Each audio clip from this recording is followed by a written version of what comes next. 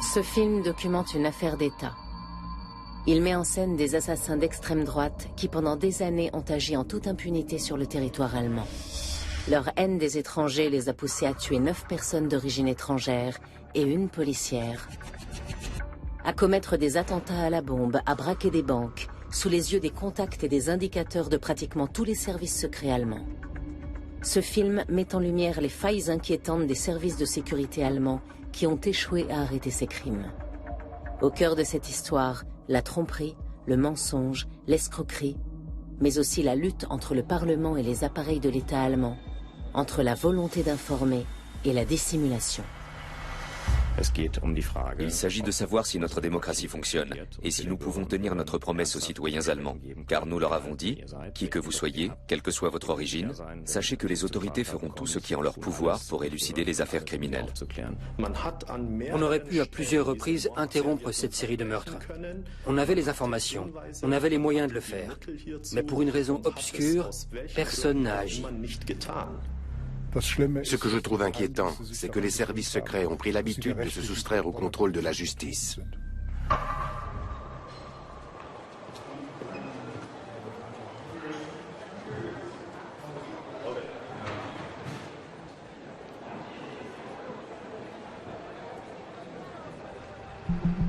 Le scandale éclate au grand jour le 4 novembre 2011. Ce jour-là, un camping-car part en fumée dans la ville d'Eisenach, à l'est de l'Allemagne. À l'intérieur, la police découvre 2 cadavres. 2 hommes connus des forces de police. Il s'agit d'Uwe Mundlos et d'Uwe Böhnhardt, 2 néo-nazis agissant dans l'ombre depuis 13 ans. Ils ont été abattus d'1 balle tirée par un fusil à pompe à canon scié.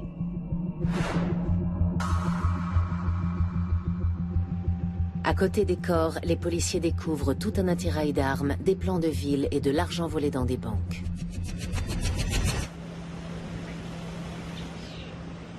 Peu de temps après, un logement explose à Zwickau en Saxe. C'est Beate Zschäpe, la compagne des 2 hommes, qui y a mis le feu. Beate Zschäpe se constitue prisonnière quelques jours plus tard. Depuis le mois de novembre dernier, elle se trouve en détention provisoire et refuse de parler. À partir des quelques indices qui ont échappé aux flammes, les autorités essaient de reconstituer tant bien que mal le scénario qui a permis aux 3 néo-nazis de commettre des meurtres sans être inquiétés. Ils ne tardent pas à s'apercevoir que la police et les services secrets ont commis des impairs, que ce soit à l'échelle nationale ou à celle des différents Länder. Un constat pour le moins alarmant, qui signe l'échec des 16 services secrets des Länder chargés de protéger l'État contre le terrorisme, du service de sécurité militaire fédéral, ainsi que celui des nombreuses forces de police impliquées dans l'affaire. Le sociologue Roland Eckert est l'auteur de nombreux travaux sur l'extrémisme et la violence. Il a notamment enquêté sur le rôle des forces de sécurité et les erreurs qu'elles ont commises dans leur appréciation du danger venant de l'extrême droite. Les services secrets, sous leur forme actuelle, sont le produit d'une volonté spécifiquement allemande d'empêcher la formation d'une police politique, comme celle qui existait par le passé.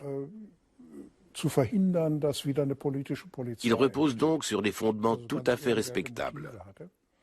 Mais force est de constater que ces mêmes services de sécurité, qui sont censés mener un travail d'éclaireur, n'ont pas fonctionné correctement. L'inefficacité de cet appareil gigantesque a été révélée aux yeux de tous.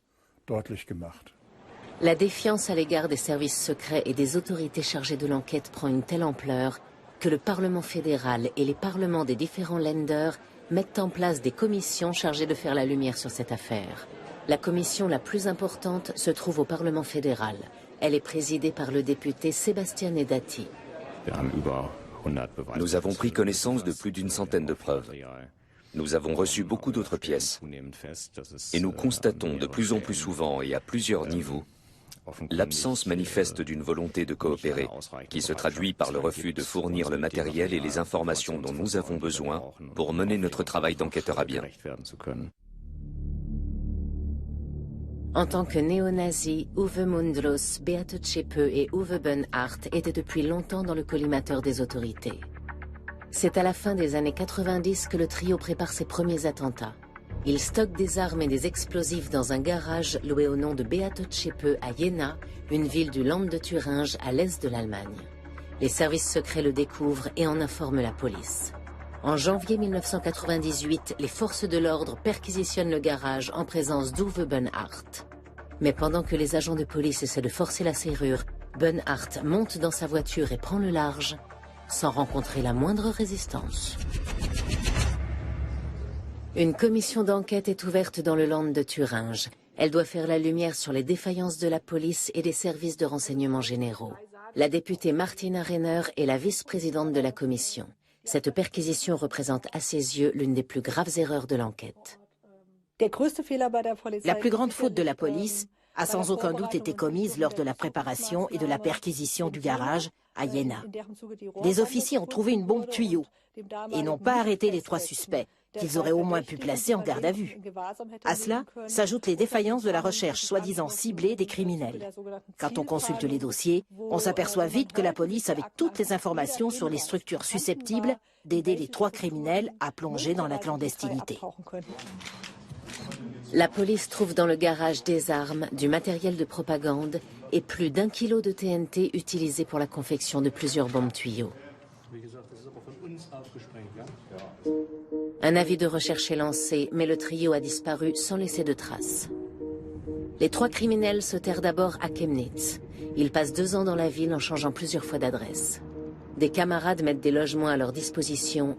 Il s'agit pour la plupart d'activistes appartenant au mouvement Blood and Honor, Sang et Honneur. Sang et Honneur est un réseau raciste agissant à l'échelle internationale qui s'autofinance en diffusant de la musique d'extrême droite et en organisant des concerts. Cette organisation est bien implantée à l'est de l'Allemagne. L'idéologie de Sang et Honneur fait du génocide des Juifs une action héroïque. Le mouvement considère le combat armé pour la préservation de la race blanche comme le devoir de tout activiste.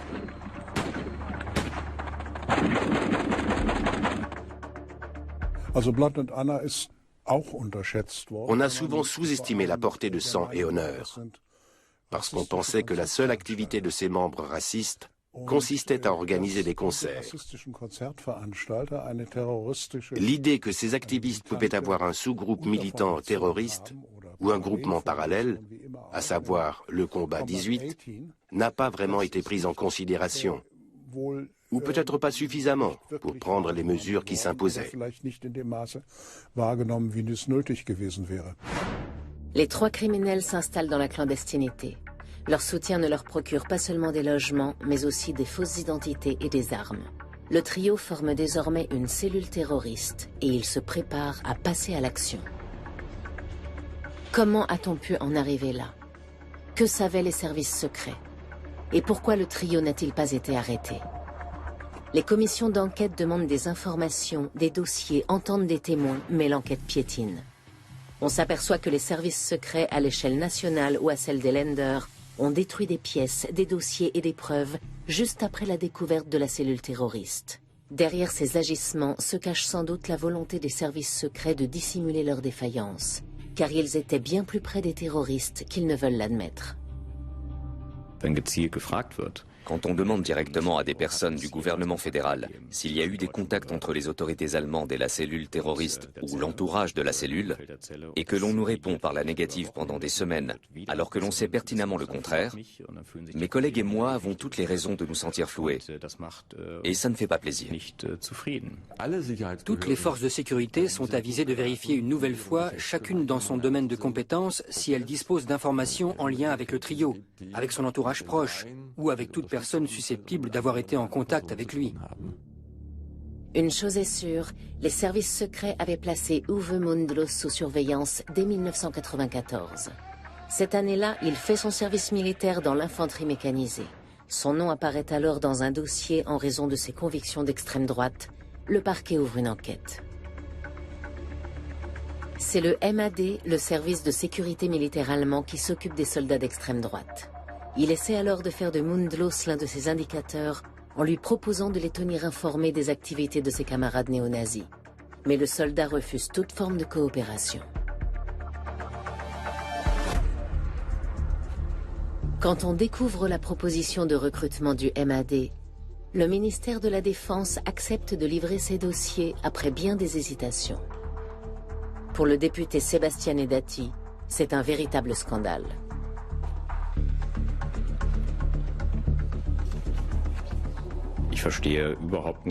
Je n'arrive pas à comprendre qu'on ait promu M. Mundlos caporal, alors qu'il avait été identifié comme un membre de l'extrême droite et qu'il était sommé de payer une amende suite à une procédure pénale engagée contre lui. On a juste attendu quelques semaines pour une question de forme. Et il a même été promu caporal-chef en 1995, l'année où il a fini son service militaire. On avait également envisagé de faire appel à lui pour de futurs exercices militaires. Même avec la meilleure volonté du monde, je n'arrive pas à comprendre comment M. Mundlos a eu le droit de prendre part aux exercices de tir et de manipuler des mitrailleuses après la révélation de son appartenance au mouvement d'extrême droite. Mundlos finit son service militaire dans les règles en 1995 et rejoint ses amis d'extrême droite. L'idéologie nazie, la haine des étrangers, des juifs et de la démocratie unit depuis plusieurs années déjà les trois activistes originaires de Iéna. À cette époque, les opportunités de clamer leurs convictions haut et fort ne manquent pas. Ils prennent régulièrement part aux manifestations et aux rassemblements néo-nazis. Le trio se met à fabriquer en secret des bombes disposées dans des valises qu'ils déposent dans le centre-ville d'Iéna. Les bombes ne sont pas encore opérationnelles, mais elles contiennent bien des explosifs et ont pour but de semer la panique dans la population. Les activistes entrent alors dans le collimateur des services secrets. Ils sont tous les trois membres du Thüringer Heimatschutz, la protection de la patrie de Thuringe. Il s'agit à l'époque de l'aile la plus radicale de l'extrême droite dans la région. Le groupe compte à peine 140 membres, parmi lesquels de nombreux indicateurs. Ces derniers agissent pour le compte de différents services de renseignement intérieur et pour le MAD. Pendant des années, 40 indicateurs livrent des informations sur les actions, la structure et les cadres du groupe néo-nazi. Et pourtant, les services secrets ignorent qu'une cellule terroriste se constitue dans ses rangs. Un indicateur est avant tout une personne qui partage les mêmes opinions politiques que le groupe dont il fait partie, par opposition avec un agent sous couverture. L'indicateur ne fournit que les renseignements qui lui rapportent de l'argent, qui sont plausibles, et qui ne mettent pas ses camarades en danger. Cela induit une désinformation, notamment quand les agents du renseignement qui exploitent ensuite ces informations partent du postulat que ceux dont ils n'entendent pas parler n'existent pas. En 1998, après la perquisition du garage, les trois terroristes disparaissent comme par enchantement. La police et les services secrets mettent tout en œuvre pour les retrouver, mais en vain. Et pourtant, les enquêteurs auraient pu trouver le repère des criminels. Le nom de leur soutien figurait sur une liste de coordonnées téléphoniques qu'Uwe Mundlos avait constituée avec les membres du réseau. La police a trouvé cette liste près des bombes tuyaux et l'a simplement conservée comme pièce à conviction. Il aurait suffi d'éplucher ce répertoire téléphonique pour les retrouver. Les forces de l'ordre n'ont sûrement pas usé de tous les moyens dont elles disposaient, surtout sachant que des structures s'apprêtaient à agir dans l'illégalité. À cette époque, il y avait dans le milieu néo-nazi le projet de constituer des cellules pour organiser un terrorisme d'extrême droite. La police aurait pu savoir où étaient les activistes et où se trouvaient ces structures, ce qui aurait permis de frapper à la bonne porte et d'éviter le pire.